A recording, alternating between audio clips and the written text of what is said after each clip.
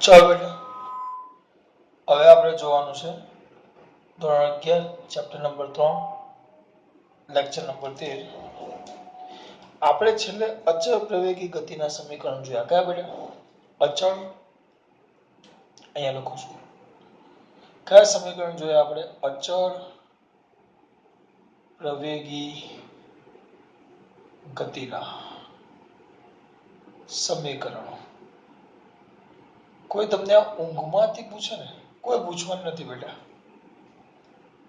હા ઊંઘમાંથી તો ન પૂછે પણ કોઈ વાર પૂછે ને બેટા તો આ આવડવું જ જોઈએ સકેમાં આવડવું જોઈએ આપણે ભણી ગયા બેટા કયા હતા બોલો પહેલું સૂત્ર v બરાબર v0 પ્લસ at બીજું d બરાબર v0t પ્લસ 1/2 at સ્ક્વેર ત્રીજું v square minus v0 square બરાબર 2ad આના ત્રણ સૂત્ર હતા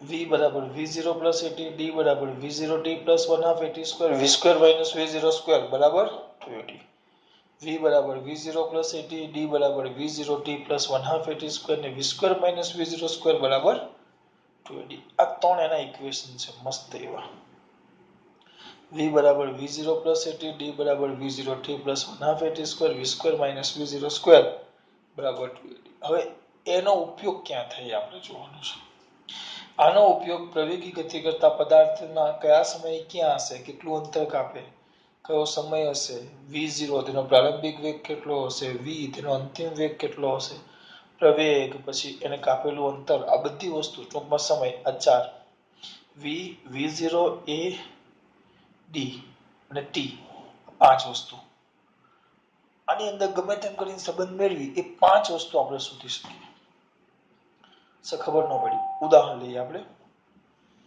હવે કંઈક આવું ઉદાહરણ છે તમારું ઉદાહરણ 3.6 એક જ મિનિટ ઉદાહરણ 3.6 જોજો સોરી સ્વાધ્યાયનો છે સ્વાધ્યાય 3.6 એમાં છે શું સુરેખ રાજમાર્ગ પર એટલે સીધા માર્ગ પર 126 કિમી પર કલાક જેટલા ઝડપે દોડી રહેલી એક કાર 126 કિમી પર કલાકના ઝડપે એટલી સ્પીડ છે એની દોડી રહેલી કાર 200 મીટર અંતર કાપીને સ્થિર થાય છે ઊભી રહે છે તો કારનો નિયમિત પ્રતિપ્રવેગ કેટલો હોવો જોઈએ અને કારને સ્થિર થવા માટે કેટલો સમય લાગશે પ્રવેગ શોધવાનો છે અને સ્થિર થવા માટે કેટલો સમય લાગશે એ શોધવાનું તમને કીધું છે બે વસ્તુ શોધવાનું કીધું છે પ્રવેગ અને સ્થિર થવા માટે કેટલો સમય એ બે વસ્તુ શોધવાનું કીધું છે ધ્યાન આપજો બેટા પહેલા શું કીધું છે એનો શરૂઆતનો વેગ આપેલો છે આમ આપેલો છે પેલા આકૃતિ દોરીએ આ સુરેખ માર્ગ છે એ માર્ગ પર આપણે આમ કાર છે આ કાર છે કઈ કાર ખબર નહીં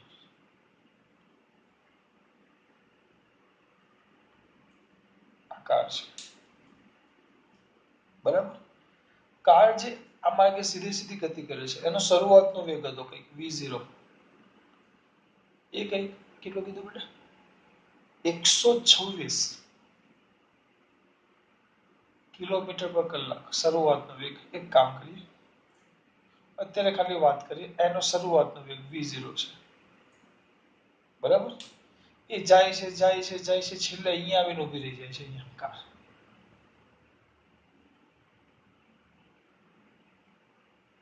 સકાલ લાંબી થઈ ગઈ એવું બધું નહીં વિચારો ભાઈ છેલ્લે ઊભી રહી ગઈ અંતે કેટલું કીધું છે કેટલું અંતર કાપી 100 મીટર 200 મીટર આને આપણે ડી કહીએ છીએ ભાઈ ડી જેટલું અંતર કાપી છેલ્લે સ્થિર થાય છે સ્થિર થાય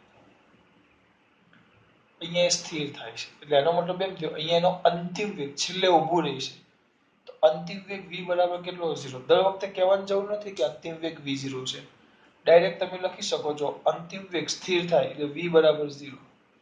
શરૂઆતનો વેગ v0 બરાબર 126 કિમી પર કલાક. હંમેશા આપણે કિમી પર કલાકમાં જવાબ નહીં લાવશું, આપણે હંમેશા મીટર પર સેકન્ડમાં જવાબ લાવશું મોટે ભાગે, કારણ કે અંતર આપણને પેલું 200 મીટર આપ્યું છે. આ 200 મીટર કાપીને સ્થિર થાય છે. બ્રેક મારે સ્ટોપમાં સ્થિર ક્યારે થાય? ગાડી સ્થિર ક્યારે થાય? બ્રેક મારે તો જ ગાડી શું થાય? એટલે સ્થિર થાય. બ્રેક મારે તો જ ગાડી કેવી થવાની? સ્થિર થવાની. હા કે ના?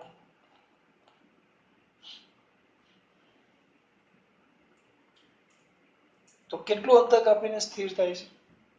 બોલો, કેટલું અંતર કાપીને સ્થિર થાય છે? આપ્યું છે. પણ પહેલા આ 126 કિમી પર કલાક છે, એને કંઈક સેટિંગ કરીએ આપણે મીટર પર સેકન્ડમાં ફેરવી.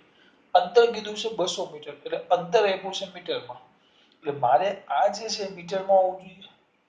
તો તમારા બધા પાસે મગજ છે, તો હું 126 ગુણ્યા 1000 કરું, 1000 છેદમાં 126 ગુણ્યા 1000, કારણ કે 1 કિલોમીટર બરાબર 1000 મીટર થાય, છેદમાં 1 કલાક કહેવાય, 1 કલાક, 1 કલાક એટલે છેદમાં 3600 સેકન્ડ. તો કેટલું થાય? 126 ગુણ્યા 1000 ભાગ્યા 3600, 35 એવું,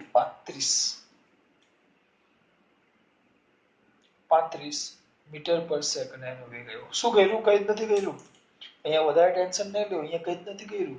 કિલોમીટર ને મીટરમાં ફેરવું તો ગુણ્યા શું કરવું પડે? 1000, અને કલાક બરાબર 3600 સેકન્ડ, એટલે 3600 સેકન્ડ, એટલે મીટર પર સેકન્ડમાં ફેરવાઈ ગયું. એટલે 35 મીટર પર શું થાય? સેકન્ડ. કોણ? v0. બરાબર. હવે અંતર આપેલું છે તમને d.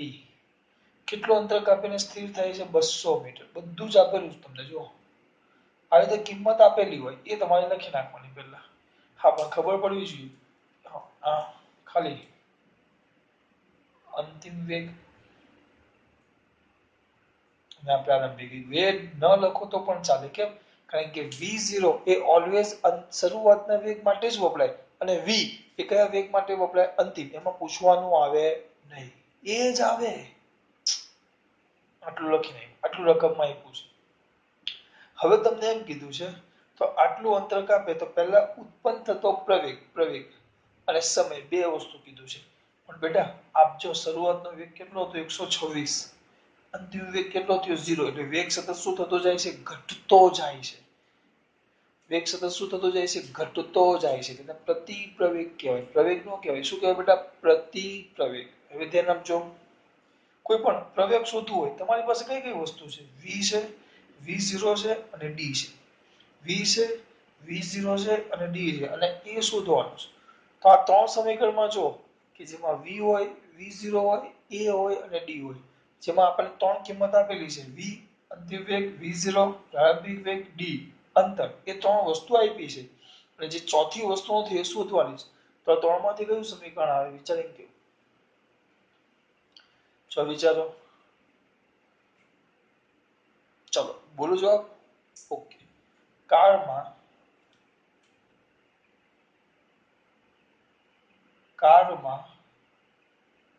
ઉદ્ભવતો પ્રતિપ્રવેગ કહેશું, કારણ કે વેગમાં ઘટાડો થાય છે. આ ત્રીજું. કેમ? સિદ્ધાંતની કિંમત મૂકો, v² માઇનસ v0² બરાબર 2ad. જો કિંમત મૂકો, અંતિમ વેગ 0 એટલે 0 માઇનસ v0².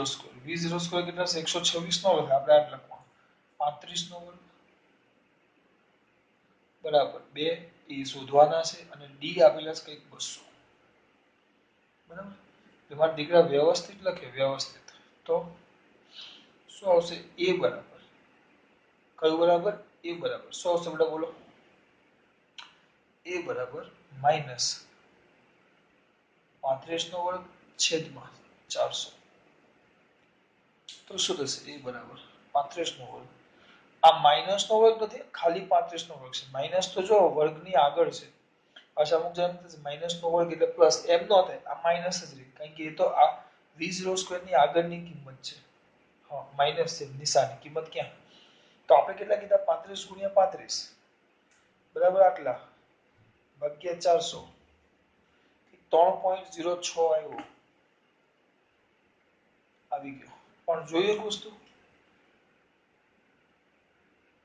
-3.06 એકમ આવશે મીટર પર સેકન્ડ સ્ક્વેર સર ઋણ નિશાની શું દર્શાવે આ ઋણ નિશાની કેમ આવી ઋણ નિશાની પ્રતિપ્રવેગ દર્શાવે અથવા ગતિની વિરુદ્ધ દિશામાં પ્રવેગ ઉત્પન્ન થાય એમ દર્શાવે ટૂંકમાં ગતિ આગળ જતી હોય તો બ્રેક મારે છે પ્રવેગ ક્યાં હોય બળ લાગે એ દિશામાં ગતિ આગળ જતી હોય તમે બ્રેક મારો તો બળ ક્યાં લાગે પાછળની તરફ બ્રેક મારે એટલે બ્રેક તો ટાયરમાં લાગે પણ ટાયરમાં લાગે એટલે ગતિનો વિરોધ કરે એટલે બળ ક્યાં લાગે ઘર્ષણ બળ ક્યાં લાગે પાછળ ગાડી ઊભી રહી ખબર પડે છે કે નહીં હું શું કહું અથવા આ ઋણ નિશાની શું દર્શાવે પ્રતિપ્રવેગ બે વસ્તુ લખાય ઋણ નિશાની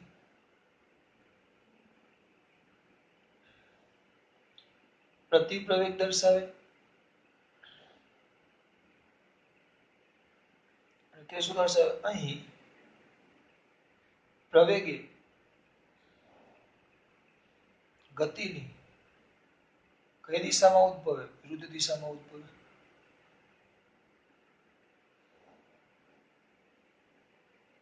એ વસ્તુ આમાં દર્શાવે આ બે વસ્તુ દર્શાવે કોણ કાર પહેલું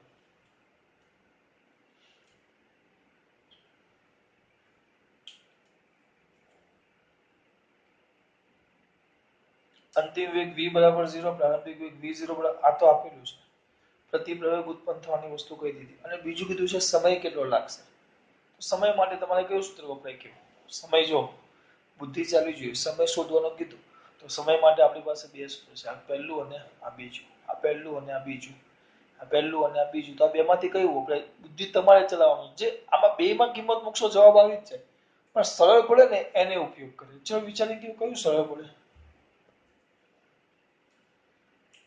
બે ચાલે આ બેમાંથી સરળ કયું પડે સરળ તરત બુદ્ધિશાળી હોય સર ઉપરનું સમીકરણ પડે સરળ તો લાગતું કેટલાક છે આપણે 200 મીટર 200 મીટર અંતર કાપવા માટે લાગતો સમય કાપવા માટે લાગતો શું બેટા સમય તો કયું સૂત્ર વાપરશું આપણે પહેલું સૂત્ર કયું છે બોલો v બરાબર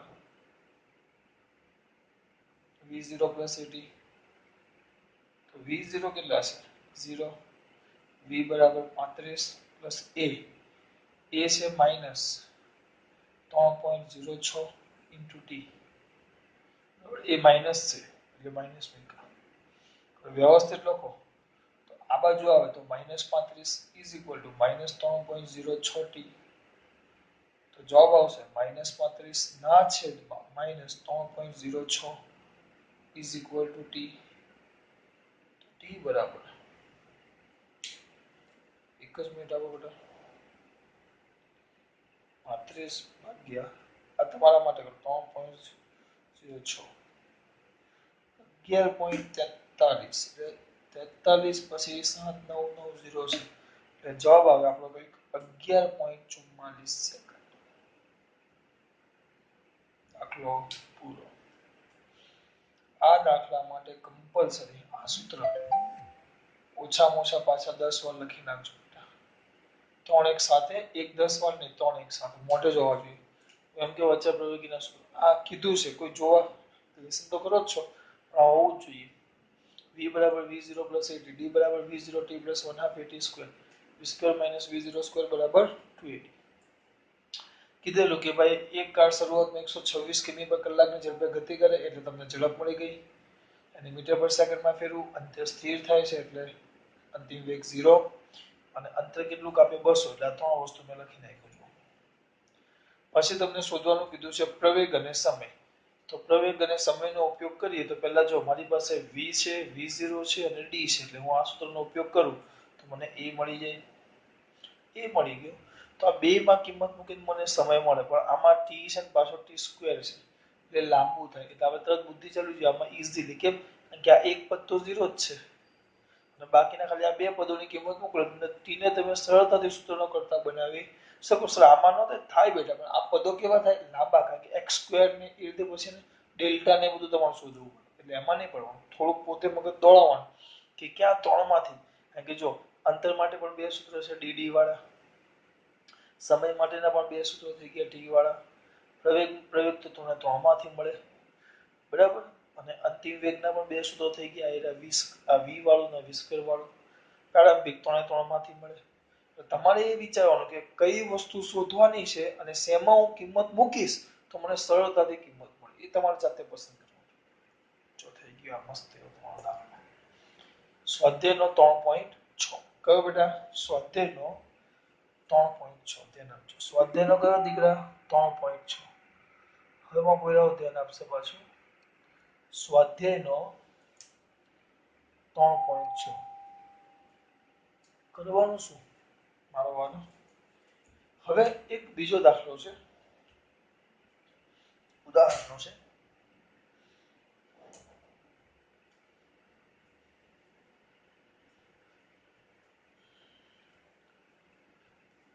ચલો આ સમીકરણ છે ને,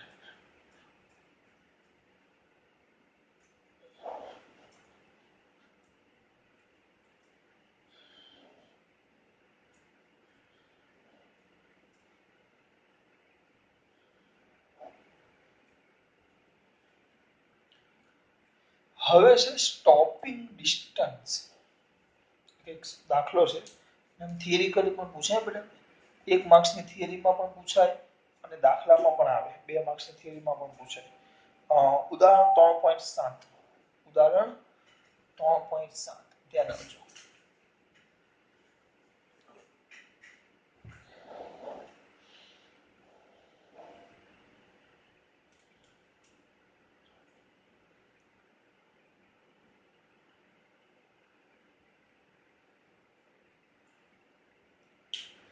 ઉદાહરણ 3.7. શું કરશે મારા દીકરાઓ? બોલો. કોનો વાલો? મારો વાલો. જોજો પહેલું, બોલો વિપુલ પટેલ. એમાં એવું છે સ્ટોપિંગ ડિસ્ટન્સ એટલે શું? બસ થિયરી જ છે એક પ્રકારની, અને એના માટેનું સૂત્ર મેળવવાનું છે. કયું ડિસ્ટન્સ? Stopping distance. કયું ડિસ્ટન્સ કીધું છે? સ્ટોપિંગ ડિસ્ટન્સ એટલે શું? તેના જોડે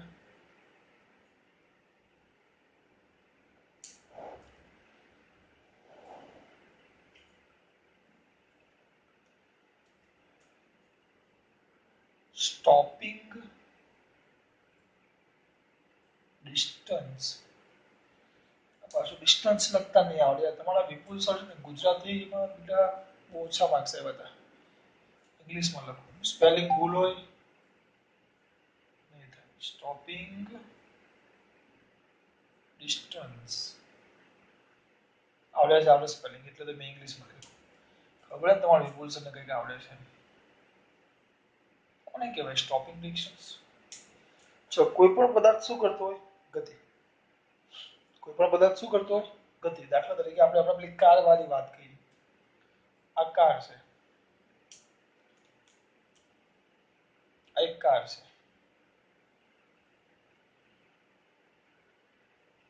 બરાબર. કારનો શરૂઆતનો વેગ v0 છે અને કાર જતી હોય, કોઈ પણ વાહન હોય, વાહન વ્હીકલ એ જતું હોય, એટલે બ્રેક મારો, બ્રેક. તો શું થાય? બ્રેક મારો તો કાર છે, કાર, અને કાર જાય છે, કાર જાય છે. તમે શું મારો છો બેટા? બ્રેક. શું મારો છો? બ્રેક. અહીંયા સમજો, આ કાર છે, આ જાય છે. કેટલા વેગથી જાય છે? v0. એટલે વ્યાખ્યા તમને પૂછે તો કોઈ પણ વાહનને, એટલે વ્હીકલને, કોઈ પણ વાહન ગતિ કરતું હોય ત્યારે તેને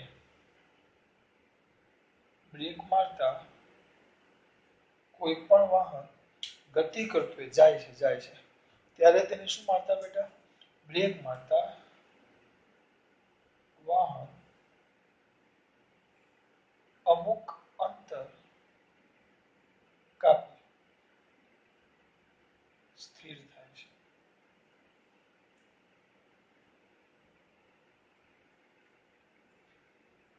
સિમ્પલ વસ્તુ છે. દાખલા તરીકે એક વસ્તુ વિચાર કરો.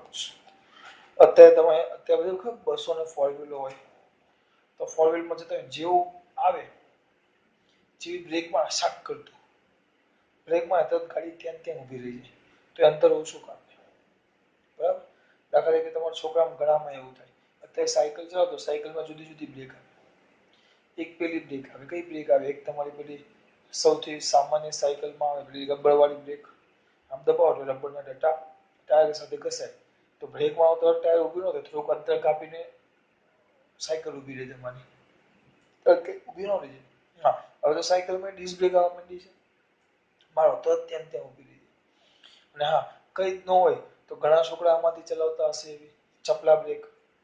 આ બ્રેકમાં પછી બ્રેક ન હોય એટલે પગથી પગ એટલે બ્રેક મારે. હા કે ના? તો અલગ અલગ બ્રેક હોય. તો અલગ અલગ બ્રેક અમુકમાં એવું કે તરત ને તરત ઊભી જાય. જ્યારે અમુકમાં શું થાય, અમુક અંતર ગમે તેવી ગાડી હોય, ગમે તેવી બ્રેક હોય, બ્રેકમાં ત્યાં ન ઊભી રહે, થોડીક તો ગાડી આગળ ખસે. સ્થિર થાય, બ્રેક માર્યા પછી પણ સ્થિર થયાના પહેલા થોડુંક અંતર કાપે. બાઇકમાં પણ તમે જોતા હશો. જો એકદમ અચાનક નજીક આવી જાય તો બ્રેક મારે, તો બ્રેક લાગે જ નહીં, આગળ બેહાડીને આપણે આગળ ચાલ્યા જઈએ. એવું થાય. શું થાય? કોઈ પણ વાહન ગતિ કરતું હોય ત્યારે તેને બ્રેક મારતા વાહન અમુક અંતર કાપી શું થાય બેટા? સ્થિર થાય છે. તો તે સ્થિર થયા પહેલા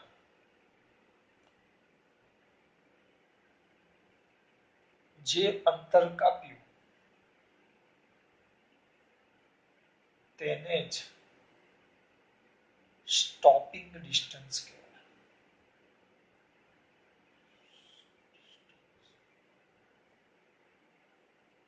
એની વ્યાખ્યા.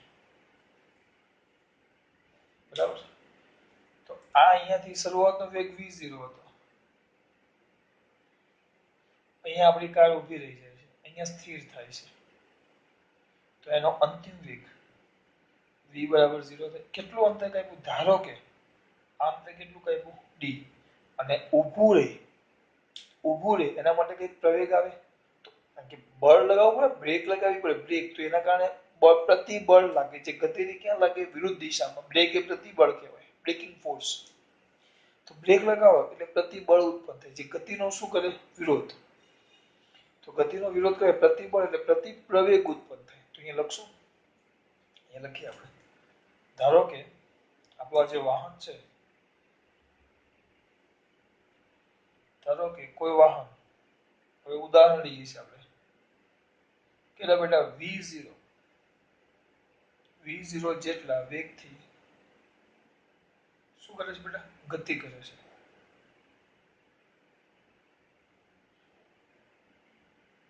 તેમાં એ જેટલા કયા પ્રવેગથી? પ્રતિપ્રવેગ. એ જેટલો પ્રતિપ્રવેગ ઉત્પન્ન કરતા, પ્રતિપ્રવેગ ઉત્પન્ન કરતા એટલે બ્રેક મારતા એમ. પ્રતિપ્રવેગ ઉત્પન્ન કરતા તે કેટલું બોલો? તે d જેટલું અંતર કાપીને સ્થિર થાય છે.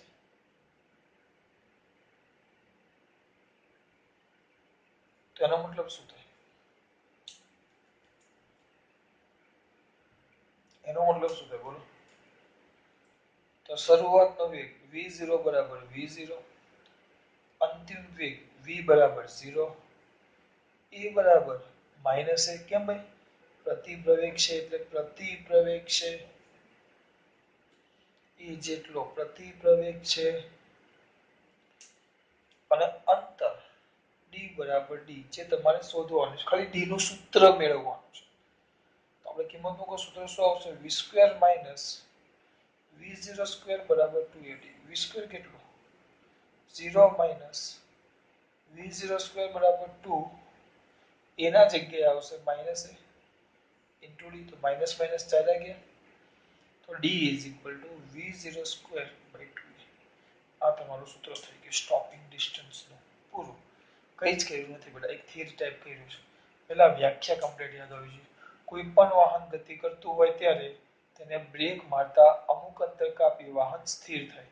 તો સ્થિર થાય પહેલા તે જે અંતર કાપે એને સ્ટોપિંગ ડિસ્ટન્સ કહેવાય. ટૂંકમાં તમે બ્રેક મારો એટલે અમુક અંતર સુધી તારે ઘસાય, આમ લીસોટો પડે, તો જે લીસોટો એ જ તમારું સ્ટોપિંગ ડિસ્ટન્સ.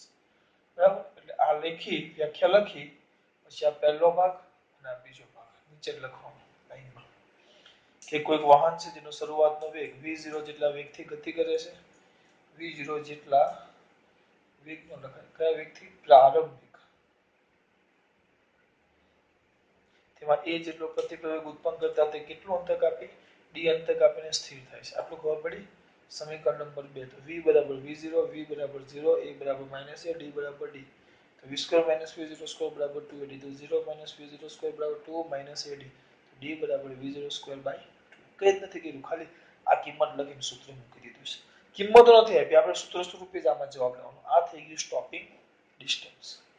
કયો ડિસ્ટન્સ? Stopping distance. હા, પણ આની અંદર કિંમત મૂકો તો એ પ્લસ માઇનસ કરવાની જરૂર નથી. જો આની અંદર મૂકો તો કેમ? કારણ કે ઓલરેડી માઇનસ થઈ ગયું છે. પ્રતિપ્રવેગ માટે માઇનસ લઈ લીધું છે. આપણે સામાન્ય સૂત્રમાં મૂકો, સામાન્ય સૂત્રમાં આની અંદર, તો તમારે માઇનસ પ્લસ કરવાનું. આનો ઉપયોગ આપણે નહીં કરશું, આપણે આ રીતે જ કરશું. પણ આ અંદર થિયરિકલ છે. ઉદાહરણ 3.7 એટલે મેં તમને આ ચલાવ્યું. આપણે તો આ ત્રણ સૂત્ર સાથે જ રમવાનું છે. આ ત્રણ સૂત્ર જ. You must be play with these three equation. આ ત્રણ સમીકરણ સાથે જ આપણે રમશું. ખબર પડી બેટા? બહુ સિમ્પલ વસ્તુ છે. કયા ડિસ્ટન્સની વાત કરી આપણે? Stopping distance. કયા ડિસ્ટન્સની વાત કરી? Stopping distance. Once scale line ઉપર આવે તો બેટા એક સ્કેલ લાઈન ઉપર આવી મોટી જલ્દી લાઈને ભાઈ, સ્કેલ જોશે દીકરા, વાર ના લાગે. કામ છો ભાઈ, એક દાખલો કરવાનો છે. એના માટે આપણે વંશને બોલાવીએ છીએ. મહેમાન આવશે. ચલો, શું કર્યું ખબર પડી? કઈ જ નહીં. Stopping distance. કોઈ પણ વાહન ગતિ કરતું હોય, બ્રેક મારે એટલે બ્રેક મારે પહેલા અમુક અંતર કાપીને સ્થિર થાય. જે અંતર કાપીને સ્થિર થાય તે અંતરને શું કહેવાશે? Stopping distance. આ તો સ્થિર થયા પહેલા કાપેલું અંતર.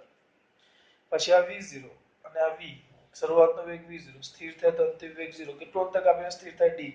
ધારો કે આ લખવાનું વાહનનો શરૂઆતનો વેગ v0 છે, જેમાં a જેટલો પ્રતિપ્રવેગ ઉત્પન્ન થતા તે d જેટલું અંતર કાપીને શું થાય છે બેટા? સ્થિર થાય છે. એટલે અહીંયા સુધી આવી ગયા. પછી ત્રણ કિંમત મૂકી. આ તમારો જવાબ. દાખલો છે. હવે એક દાખલો છે વંશ આવે તે